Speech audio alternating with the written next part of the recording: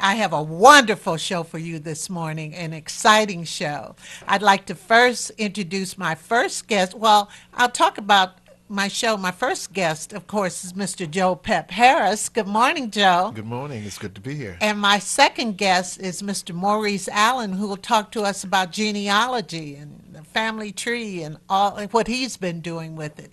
So we have an exciting show for you today. But Joe Pep Harris, you may remember him from a very famous song. I would like, well, I'll sing the first part. Smiling faces Sometimes.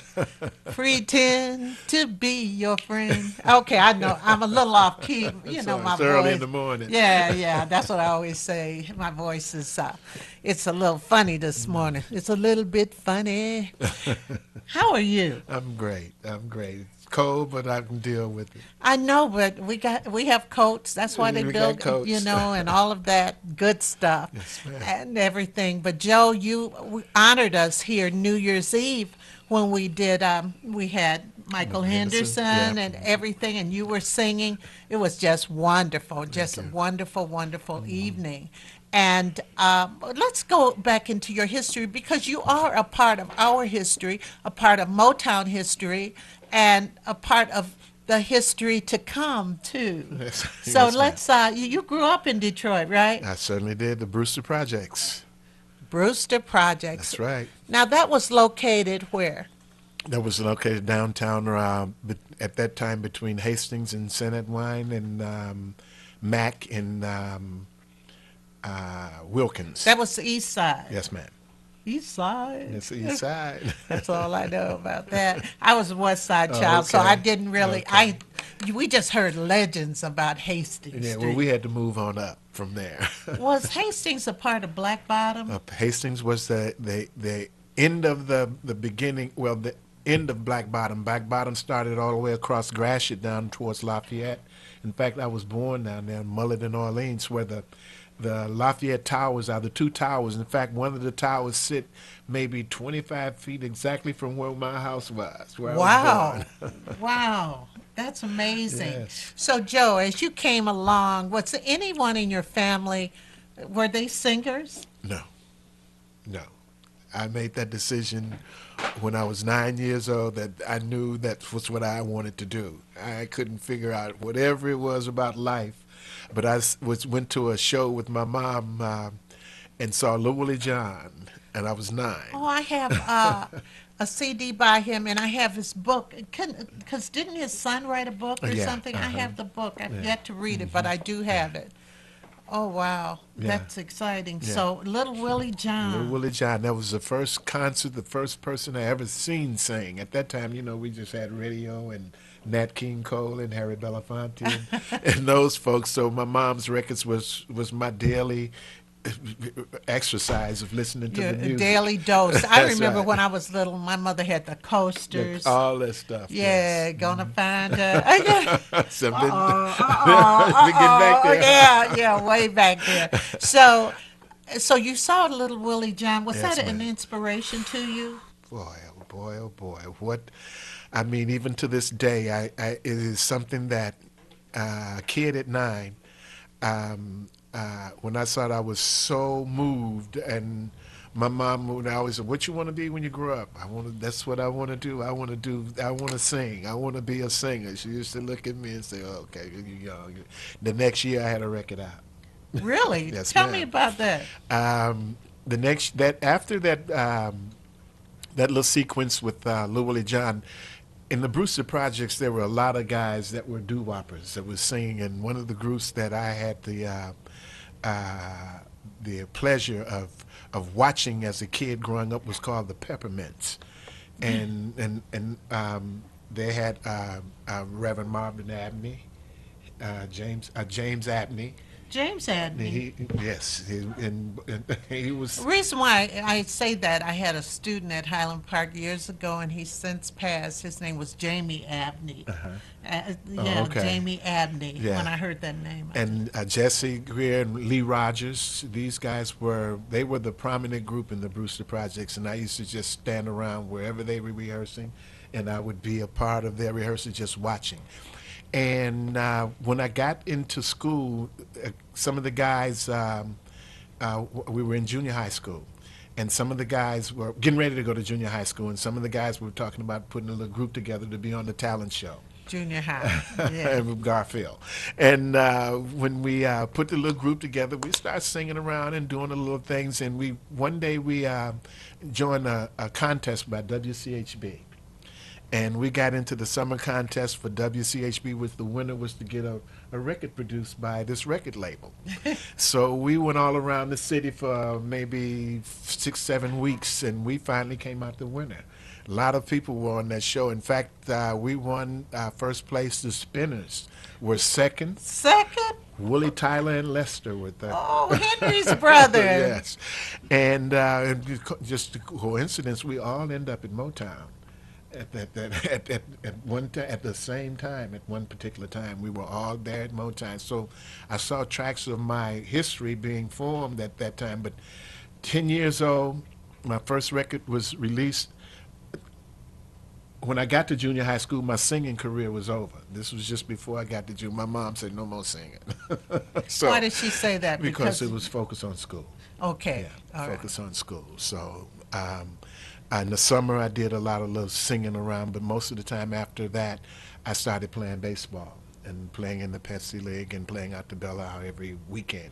Anything to stay out of the projects during as much time as I could. Yeah. So that helped me to get out of there. So you were an athlete. Now, how were your grades? My grades were I got a scholarship. I was supposed to go to Wayne when I wasn't going to school. I was with my friend Lee Rogers again in the clubs and David Ruffin and all those guys when we were hanging out and thinking. David Ruffin. Yes, ma'am. I have to stop and just take my breath. This was before he was with the Temptations. Right. Walter Jackson. In fact, I remember Walter Jackson. when I got out of high school, my first apartment, I'd sit a subleased on an apartment that he had. He had got him a hit record and he was moving, but he was buying to at least an apartment on LaSalle and right across from Central High School. Oh, A there. Tuxedo. Okay. Yeah, Oh. LaSalle and Tuxedo, and that was my first apartment by myself. And I had explained to you once before, I never chronicalized my growth and my career because I was just so busy being a part of it, and things now when folks start asking me questions about things, to start coming back to me, and my whole life starts flashing back, and people that helped me to get to the points and the things that I were able to accomplish and do, I realized that I didn't do this by myself. That was a message. Right. But as a creative person, you get into, well, I'm doing this, I'm doing that. You don't be counting. You Yes, just ma'am. do it. Yes, do it. Do it. When the opportunity comes, you take advantage of it. And I was always looking for an opportunity to advance. If there was something someone said, well, you want to do this, you want to be a part of that, I'll get in it because I know there was an opening and I wanted to make sure that if I got it, I'm going to keep it. Ladies and gentlemen, I'm with Joe Pep Harris, the lead singer back then of the Undisputed Truth, Smiling Faces, Sometimes. I mean, I think everybody, that song resonated with everybody, but we'll go on. So now, how did you get, because David Ruffin, of course, got with Motown. Did you know Jimmy Ruffin? Of course. After I started recording, after that first initial contact with David Ruffin, Richard Street, and some of the guys in the distance at this club Lee Rogers took me to, I went and auditioned over at Thelma Records. And that was on Grand River, right across from Northwestern. Wow. And she was Barry Gordy's first wife. So I went over there, and we started doing background over there. Tom Stone, who was a member of the Peps when I was singing with the Peps. And we formed a group. It was Richard Street, Tom Stone, and later on Ronnie Abner. We became the Peps. And we were doing a lot of background and stuff over at Thelma Records. And as the Peps' career started to develop, we started becoming very, very close to a lot of the Motown acts because we got a little popular too. and we would get a lot of little insight about things that they were taught, and I started applying it because of the Motown was artists were so polished, and I was like, what, let me learn how to bow right. Let me learn how to step Yeah. back from this Yes. microphone right, Yes. and how to I handle the mean, it mic. just seemed they did it all in unison. That's Everything was in unison. that's man. Everything And was that was what you called a group. a group, yeah, togetherness. That was the thing. When you, David told us one time. He said, when folks take pictures of you when you're doing your show, and you can see everybody's hands and faces, you can tell exactly where you are in a song. He's saying that's what we used to do to tell whether or not we were all in sync. We didn't never have to watch each other, but we knew what we were supposed to do. Right. And for someone like me who watches their old videos over and over, it's just one of those things. Sometimes I'll be on the computer and I have this YouTube channel that Yes. just plays their songs and shows the choreography and everything, and just watching the unison and how they did it, and you knew that Paul was kind of the leader of the muse That's of the dance. yes, yes. You could tell, and that unison, that was very, very Very important. And important. like you say, every time on different parts of a song, how they can tell where they are. Right. You can look at that picture and say, I was saying amen, Yeah, and yeah. whatever it was, you can look at that picture and know exactly where you were in the song. If somebody was like this, they weren't in sync. That's right. That's right. You could always tell. And that was part of the beauty of it Yeah, too, yeah. because not only the harmonies be right, The visual. the visual. See, and everybody's seeing the same thing, and they're looking for the personalities, but the personality is the group. I know. See, so when But you there were little things little bitty us things. girls would pull out. We would pull out different little things, I tell you. And so, how did you get over to Motown? Uh, well, that's after Thelma Records. We had a stablemate group there. We called the Boy, I have a quick question. How did you get out of going to the Army? Because weren't they doing the draft? Let me. Yeah, let I me want to hear let that me tell story. that story. Martha Jean Steinberg was my manager. The Peps had gotten kind of popular at that particular time, and Popular for backup or just doing your own song? doing our own thing. Everywhere Okay. Martha Jean was performing or doing her little shows, we were there. And I got drafted. And I really didn't want to go because all of my friends were running off, leaving, going to Canada, and Muhammad Ali was starting to talk about all these things. So I got apprehensive, but I went to Fort Wayne after we had a little party, a going away party at the 20 Grand one night. And that next morning I was in Fort Wayne.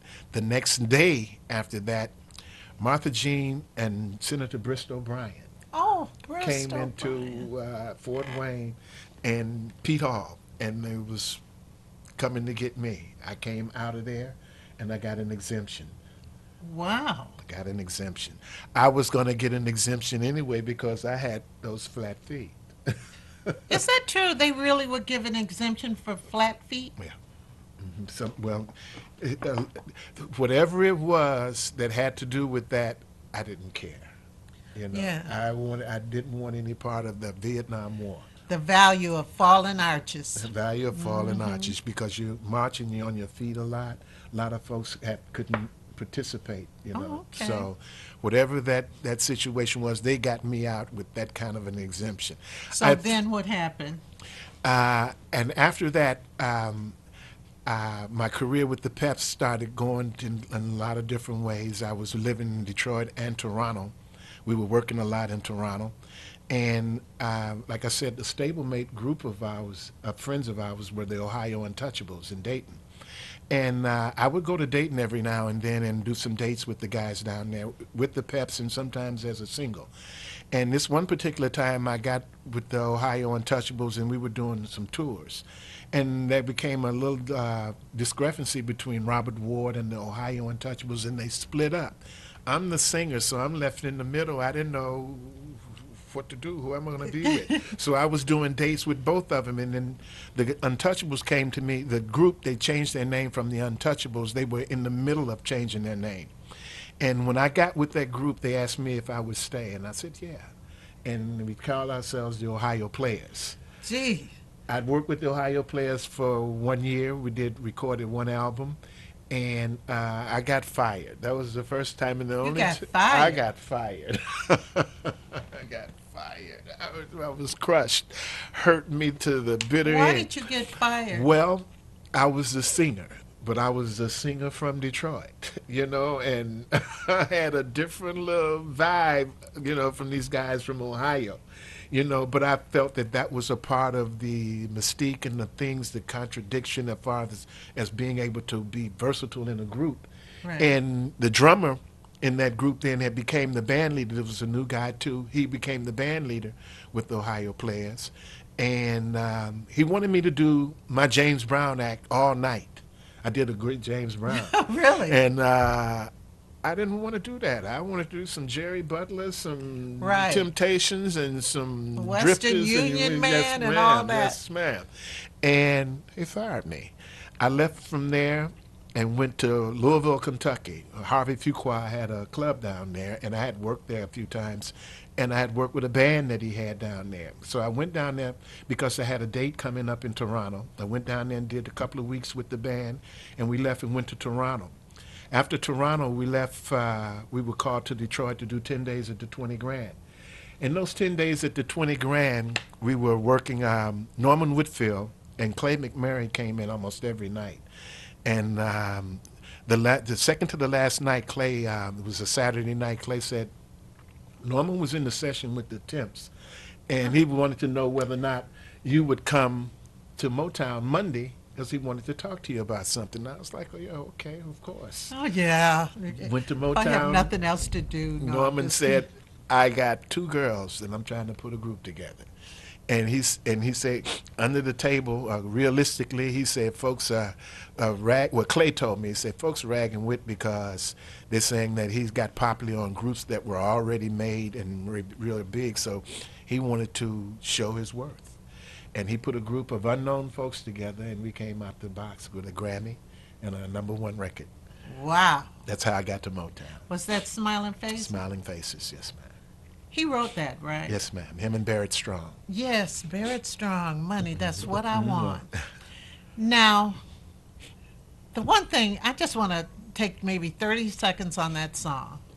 It was so prophetic that people knew exactly. Everybody's had those smiling Smiling faces face. in their life. And my mother always said, everyone who smiles in your face is not your friend. You know, I grew up on that. Yes, ma'am. But when you hear it, I mean, there was just something, don't let the something in the smile fool you. Don't let the handshake and the pat on the back and all those things. They just might. Like, hold you back. Well, we might as well start from the beginning. Come on now. Joe, you got to give me a little more than that. Start from the beginning. Smiling faces sometimes pretend to be your friend. Smiling faces show no traces of the evil that lurks within. Can you do it? Smiling faces, sometimes they don't tell the truth.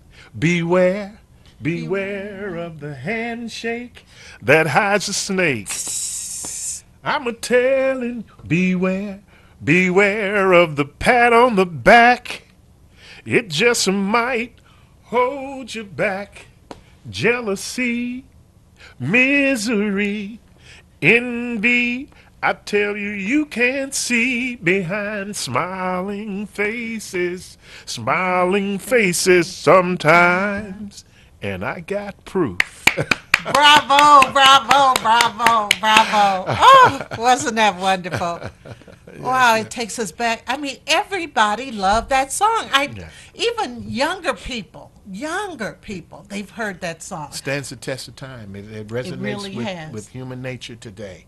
And I'm sure that folks and their family and growing up, you've always had somebody that disappointed you, whether it was tell intentional me, or yeah. unintentional or misused you, and that just puts you on guard to be, to question and to think about your relationships with anybody in any circumstances and to put that same kind of question to yourself. Absolutely, absolutely. I haven't been good at being a smiling face. I mean, my face tells it all. All the I mean, I time. can't help it. That's just me. But okay, Joe. So you all toured with that for a while, Oh didn't yeah, you? oh yes, ma'am. I mean, we did the Jackson Five tour. I mean, we Well, you smoked it. toured with the Jackson Five. That particular year, we were the only ones that were able to do it because everybody was coming on the show before them. The kids were saying, "We want the Jackson Five. We Uh, want the Jackson Five." And when we was first, Suzanne DePass said, "Well, you know, you might have to be able to handle all of this." And I was like, "You know what? I know the key. I'm going to put me a all-star band together." And I had a band that was a band that was the same guys that recorded on the Temptations version of Papa Was a Rolling Stone. oh, really? So yeah, and with of course along with the Funk Brothers, and that show that we did in 90 days we toured with the Jackson Five for that whole summer, and all that summer we would see the Jackson Five come down to watch our show, so we knew that we were able to hang. Wow. Wow, wasn't that was interesting? Give me one That was observation you made about watching them. I was myself a child star, not a star in that realm or that world that they were in. In Right. fact, I was a star from the Brewster Projects, with my record being played on Right. CHB and Frantic Ernie Durham playing my record. Yes. So I kind of saw that a little bit, but I didn't get the accolades or the acclaim that those guys got. But it was all in what they do. You could see the work that was put in. You could see the attention that they were given, and you can tell that they were driven by being artists. They had one thing and one intention in mind, and that was to perform. I mean, and that year that we toured with them was the first year that Randy was a part of the group, and he was as into it as all his brothers, and you can tell that came from just being around his siblings and seeing how they were nurtured and how they were groomed and brought into the to that world, and he walked right into it and he fitted right in. Now, Joe, so you've been so many places since then. Oh yes, man. So many, and you lived in California for quite a Oh, while. I left. Motown made me. I was one of those diehard Detroiters that didn't want to go. Norman Whitfield would have to come back to Detroit to record me, and they Mary and Norman got together and had me to come to California, and they moved me. They made me an offer I couldn't refuse, so I moved to California, and the rest of that was history. My Detroit days were all in my heart. So you're working on some new projects now. Oh yeah, I'm. I came back to Detroit because in California I was getting all the feedback and watching things that I was listening to and seeing on Facebook about what was happening here in Detroit, and I was noticing at the same time that we were losing all of our abilities to be able to be uh, uh, a, a, a, a image, a positive image to the rest of the world. And when we were coming up in Detroit, that was one of the things that moved us, that made us want to do And something. had it going for us, yes. Detroit, anywhere you went, if you was from Detroit, people was like, "Oh well, we're gonna watch out for them." But the music scene, it was so much talent here. And when Mr. Gordy left, he said, "I left Detroit, but I didn't take the talent. The talent grows year after year. It's here. It's always here." And he was not wrong at all. And I was get on Facebook and I would rant and rave about things that was going on in Detroit. And one of my Facebook friends came on one day and said, "Were you in Detroit? Are you in Detroit?" And I said, "No." He said, "Well, how are you going to be making all these statements about Detroit and you're not even there?" And smacked me. And 2 weeks later, I left. And I'm in Detroit. Well, we're happy to have you here because you and I have talked about it before about the creativity. I look at things and I watch people on television, of course. I watch the rappers. I watch all kind of singers. Some of the lyrics are so trite. I Yeah. mean, really trite. I said, where are the writers? Some of the lyrics are trite. Some of the, even the talent isn't that good. But marketing is what makes the difference It's a there. completely difference. I mean, if you saw the Grammys the other Yes. week, you know, it is such a very it's disappointing as a creative image to me, because I'm used to being on shows where the singers sing. The show is and the performance is based on the performers, not the glitz and all the things that you would do in a video Right. that you can't take to a venue to perform with, you know. I mean, which is good for television, but what it does, it diminishes the ability of the artist to be creative to an extent that you can see that engine in their personal ability is there, and when you're good at it, you can teach it. But when you're doing things that you have fit in and put on and etched into something, you can't teach that. That's somebody Right. else's Right. creativity. So it kind of leaves you with the void.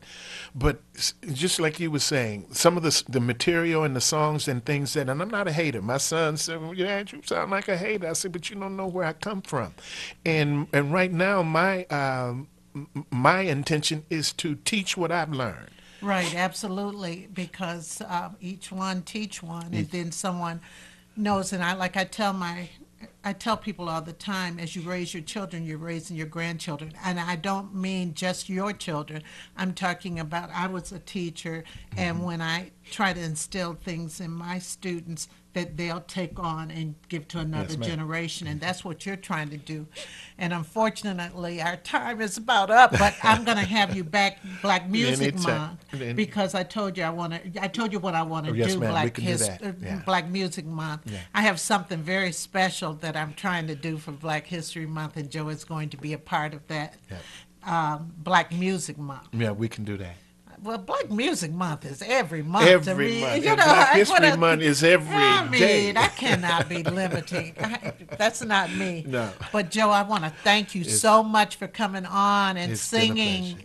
It's a pleasure. My song, and I'd like to keep up with what you're going to do as far as your projects are I certainly concerned, will. I will and keep maybe you- me and Michelle could come in and we take a little video of this That's my intent. and everything. Yes, So, ladies and gentlemen, stay on board. We'll be back in just a moment with Maurice Allen.